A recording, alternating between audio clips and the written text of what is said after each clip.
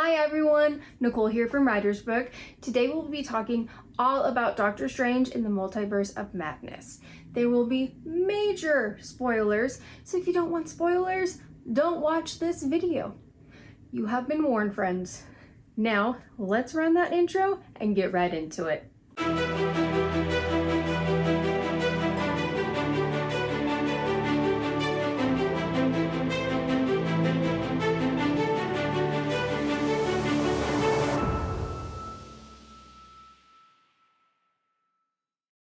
Let me just start by saying that this movie had a lot going for it. Fantastic actors, beautiful color grading, inventive cinematography, creative and immersive magic sequences like the mirror trap and dream walking, some epic battle sequences, and amazing new characters. It was an excellent way to introduce the horror genre into the Marvel Cinematic Universe. Combining Doctor Strange and Scarlet Witch into one movie to make that happen was a stroke of genius. Two compelling magic systems colliding alongside the first exploration of the multiverse in the films. I'm so down for that. Wanda made a fabulous villain. She was super powerful and scary, but relatable because she's a character that we've grown to love over several movies and a TV show. It made for some incredible horror villain scenes. All in all though, it could have been the perfect movie, but it never really got there for me. Let me explain. The writing of the story, although allowing for some fantastic visuals, gives these excellent actors basically one emotion to work with, boiling down their previously complex motivations in other films into one stereotypical trope per character. Strange is afraid of not being happy. Wanda is desperate to be with her kids by any means necessary, and America is scared of Wanda, Strange, and herself. She's drastically underutilized in this film, except for the climax, and by that point, nothing really happens to motivate her shift into finding her power other than a motivational speech by Doctor Strange. Zombie Strange just says, "You can do it, America. You've had it in you all along." And then she's somehow able to fight the most powerful character in the MCU without practicing or training of any kind, and she can control her powers perfectly. Strange's story felt forced. Unlike the trailer implied, his story has no motivations based on anything that he experienced in No Way Home. It was almost like the creators and the story itself wanted to make a Scarlet Witch movie, but kept realizing that the title of the movie was Doctor Strange. Wanda's journey ignored everything she learned and every way that she grew in WandaVision, and relied solely on the problematic trope of the woman becomes powerful and is corrupted by that power in the pursuit of her emotions. In this case, her desire to be with her children again. That trope needs to die.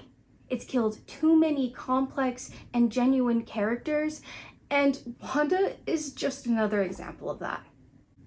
They did a lot of telling and not showing in this movie. They told us character backgrounds, fears, and guilt without showing us what happened or really giving us any reason to connect emotionally with them. If they were going to make Wanda the villain, they should have at least given flashbacks or something that showed us how she got to this point from where she ended in WandaVision, instead of revealing the twist so early on and just telling us, "Oh, the Darkhold corrupts entirely, Wanda's gone." They could have explored this in much more depth, but just glossed over her corruption and made her evil. So even though her journey was rooted in love and grief, it came off as poor writing, given where her character ended in WandaVision. None of this lack of depth is the actor's fault, however. Like I said, they were fantastic. Elizabeth Olsen, as always, was brilliant. She's an icon. We love her. Scarlet Witch is honestly my favorite character in the entire MCU. Benedict Cumberbatch was amazing. He makes the perfect Doctor Strange. Xochitl Gomez was wonderful. I loved her in Babysitter's Club, and she was just as great in this. She just wasn't given anything to do other than be afraid of Wanda and Steven and get scared by Bee. Not only did they take the easy way out structurally by literally having us watch a sci-fi memory video of her past instead of working it into the plot, but the background they gave her was getting separated from her mom's because she was scared of a bee. A bee. I feel like that wouldn't be the pivotal moment that triggered a person's fear response so much that it activated her latent powers, but it's fine, I guess. Poor America. I just honestly feel like the writers sat together and were like, how do we string together a ton of genre tropes and exciting new characters to make a visually compelling horror superhero movie? They did that. They accomplished just that. It was visually a lot of fun. It was very creative. It had a ton of cool magic ideas, but it completely ignored character development and story development from previous films and played off of one moment in a credit scene in WandaVision instead. It ignored everything Strange did in Spider-Man, even though the trailer implied that his mistakes in that movie were the core of this movie. It ignored everything Wanda learned and all the awesome new characters that they introduced in WandaVision, and it even ignored White Vision, who's just flying around somewhere trying to figure out his life right now, and so many other things. I really wanted to love this movie. I was so excited for this movie. All things considered, I should have liked it. They did a lot of cool things, but it lacked depth, in my opinion. It could have been amazing. One of the best films Marvel has made. Instead, we got this. To say I'm disappointed is putting it lightly. Elizabeth made a great villain, but as I said, it could have been explored in a way that did not undermine the integrity of the character and her journey. I expected her character to go dark in this film. She has a right to be angry. She's been through so much, but it shouldn't have happened like that. I still cannot believe that they killed her so needlessly. I mean, she definitely needed to destroy the Darkhold so that nobody else could be tempted by it, but she could have just flown above the tumbling temple and destroyed it from above. She did not need to die. Sure, it was brave, it was selfless, it was a return to the Wanda that we love. Still, it felt like a repeat of WandaVision. Only it was executed in a way that emphasized the exciting visuals rather than the character development. I mean, think about it. She becomes a villain in WandaVision, albeit arguably unknowingly, in a desire to reunite with her loved one, only to realize that what she's doing is wrong, and then she lets go of her fear in order to do what's right. In this movie, she becomes a villain again because she was corrupted by the Darkhold despite everything she learned in WandaVision, then realized what she was doing was wrong, and undid her magic so she wouldn't hurt anyone. Only this time, she died in the process. It just feels lazy to me. It's lazy writing when they had an incredibly complex character that they could have done so much with. The plot just seems contrived and unrealistic in this universe that they've created. I realize that she goes evil in the comics, but the MCU often doesn't follow the comics perfectly, and this film just felt like a gross underutilization of the character. If they wanted her to go evil, at least make it seem like it didn't take 2 seconds to undermine everything she learned in WandaVision. For all intents and purposes, they basically threw away the literal most powerful character in the MCU after one movie that wasn't even her own movie. She and Strange are some of the few characters that are still around from Phase 1. She should be the leading lady right now, alongside Doctor Strange as the male lead of the MCU. They could do so much with these characters. They finally start developing her character in a beautiful way after everything she's been through, and then they do this. And yes, we didn't technically see a body, so she could still be alive, and yes, the other universes still have a Wanda, but these Wandas probably didn't go through the same arc seen in WandaVision. The thing that bothered me the most was that they had this lovely line near the beginning of the film where Wanda says to Doctor Strange, "You break the rules and become a hero." I do it and I become the enemy. That doesn't seem fair. And then they immediately dig deep into that problematic trope, making her the villain who can't think clearly in favor of using horror genre visuals, and then made him the hero who had to stop her despite his own mistakes. What? How can you bring attention to how that's not okay and then do it anyway? Wanda messed up in WandaVision and learned from her mistakes, and then they make her do it all over again and die to get redemption. In her own words, it doesn't seem fair. What I would have liked to see is something along the lines of this. Picture this. The opening sequence begins with Doctor Strange in the multiverse dream where he's trying to find the Book of Ashanti with America, but ends up trying to kill her himself when he can't save her from the monster who's trying to steal her powers, only to die at the hands of the monster himself. He wakes up and attends the engagement party for Christine. He tries to talk to her about how he feels and how he wants to be with her, but then gets interrupted by a monster and America fighting outside. He saves her and then goes to talk to Wanda to get help from her because the monsters seem to be controlled by some sort of witchcraft. Wanda decides to help them even though she has sworn off magic because the Darkhold was tempting her to do terrible things, and she's already been down that road and knows how it ends. They return to Kamartaj.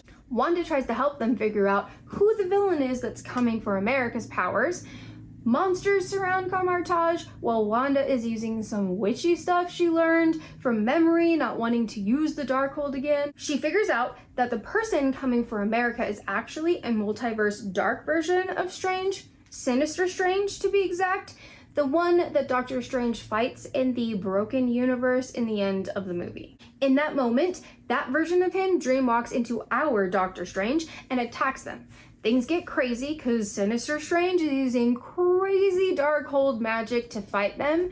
Cool mirror and reflection trap scenes happen, just like in the movie, and they battle.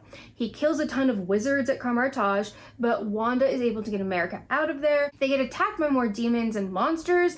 As they run, America saves them by accidentally sending them into the multiverse. Wanda begins to train her, and they try to figure out a way to stop Sinister Strange, who keeps sending monsters and dreamwalking after them. During their training, they learn all about each other's past, probably with Wanda's mind intrusion magic that she's used in the past to try to figure out how to break whatever fear is keeping America from using her abilities. We learn that Wanda found out about America a long time ago, and the Darkhold wanted her to kill her to get her boys in another universe and kill that version of herself there so that she could stay with her kids. She was horrified and put the book away despite her grief and desire to be reunited with her family.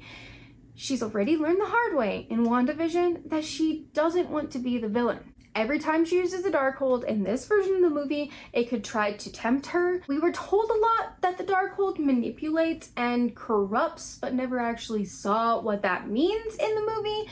We only saw the after effects of Wanda gone evil. This is an opportunity to have the book make her see scenes tempting her. The Darkhold could make her hear or even see her boys and Vision, but she continues to do her best to fight it. Each time the temptation gets harder and harder for her to turn away until it finally builds to a boiling point in the climax, but we'll talk about that later. Sinister Strange attacks again, this time dreamwalking into a different Doctor Strange, and Wanda is able to get in his head and help that version of Strange overwhelm the bad one by helping him walk through his memories and see the woman he loves, noting his fears of not wanting to lose her but also being afraid to be with her. More monsters attack, and newly freed Multiverse Strange fights them off to allow them to escape. They find a universe where Doctor Strange died fighting Thanos. They see the giant sculpture honoring him and meet Mordo. He drugs them and traps them. They meet Christine in the lab. Wanda is invited to speak with the Illuminati and learns all about what happened to Doctor Strange in that universe. Sinister Strange dreamwalks into the corpse of the Strange that died in this universe. He attacks the Illuminati all horror movie-like. Xavier tells Wanda about the Book of Ashanti, which is the counterpart to the Darkhold, and how to get it. Wanda fights this world's Captain Marvel and beats her to get to her friends. She does not kill Captain Marvel, but does finally prove that she is indeed the most powerful Avenger.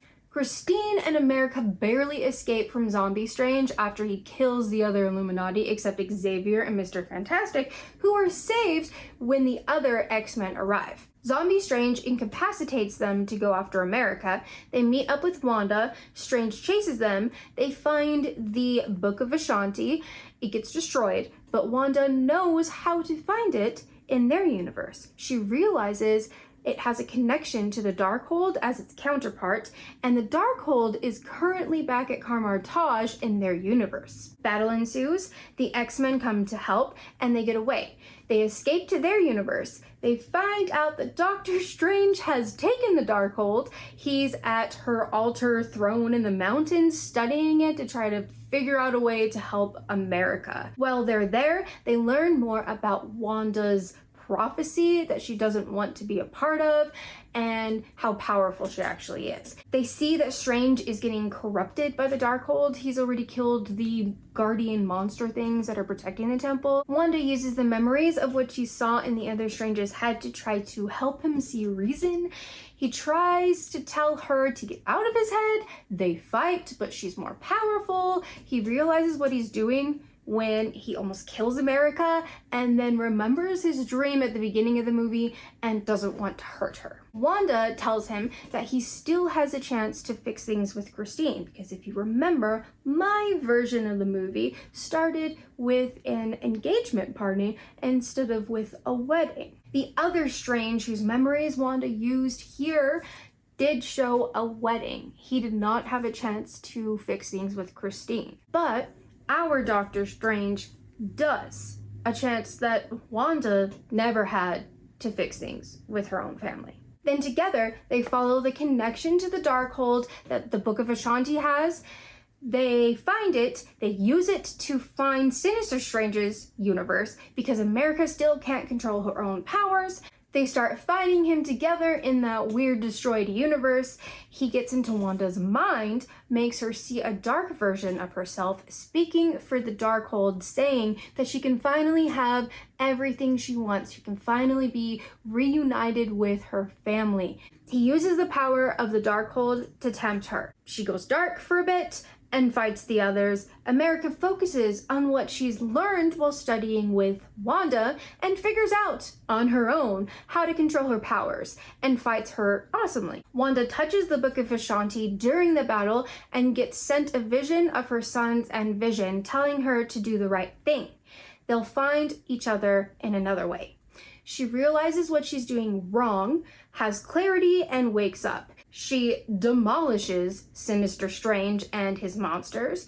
She then destroys the Darkhold and her temple in all universes so that no one will be tempted again, without killing herself in the process. America goes to train in Kamar-Taj as they rebuild so that she can get powerful enough to find her moms again. Then in the first end credits scene, Wanda realizes that the way to find her family lies in the Book of Ashanti. In the second end credits scene, Strange goes to talk to Christine. He tells her all about how he feels and why he's afraid. But before Christine can react, Charlize Theron's new character shows up, interrupting them and wanting to find Wanda so the three of them can go and fix the broken universes together. Strange tells her Wanda's been through enough, he can help her for now, and they leave through the portal.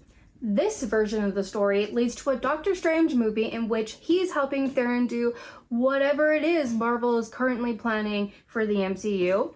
And it also leads to a Scarlet Witch movie in which Wanda uses her book, the Book of Ashanti, to find her family. They could even bring back Agatha as the villain or one of the villains in the sequel, and also bring other characters from WandaVision back. Character growth is actually shown and not told.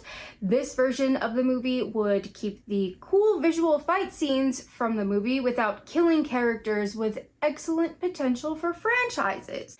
If they really wanted Wanda to be the villain in this version of the movie, they could have had an alternate universe version of her fighting them alongside Sinister Strange. Or she could have been the real mastermind of everything, and Sinister Strange is just working for her in another universe. They could have communicated through the Darkhold, and it could have been used as a reveal after we think we know that Sinister Strange is the big bad person, but actually she is the real mastermind behind it all. That way, the good Wanda would have to use some magic spell or something to figure out how to stop evil Wanda from dreamwalking into her once it's revealed. That's what should have happened. Unfortunately, it's not actually what happened. As far as I'm concerned, Doctor Strange in the Multiverse of Madness is a horrible fever dream. No. Better yet, it's a vision. A vision Wanda had while reading the Darkhold that made her decide even more ardently to never touch the book again. Then the movie I explained can happen next. It can be the next film in the franchise, Scarlet Witch in the Multiverse of Madness. The movie that should have happened. All right, that was a lot. I had a lot to say about this one. I hope you enjoyed it. If you disagree with me, tell me why you loved the movie in the comments. Or if you agree and you think I missed something, tell me what I missed. Either way, please be civil in the comments. We're here to love stories and talk about them. Art is subjective, which is why we love it. Doctor Strange in the Multiverse of Madness was not a bad movie. It was a good movie. I just thought it could have been better. Despite all the disappointment that I talked about in this video, I was disappointed because it was good, but it could have been amazing. Okay, it's your turn. Tell me your thoughts in the comments, and if you liked this video, please hit that like button and subscribe so you don't miss the next video. Until next time, friends, find your story.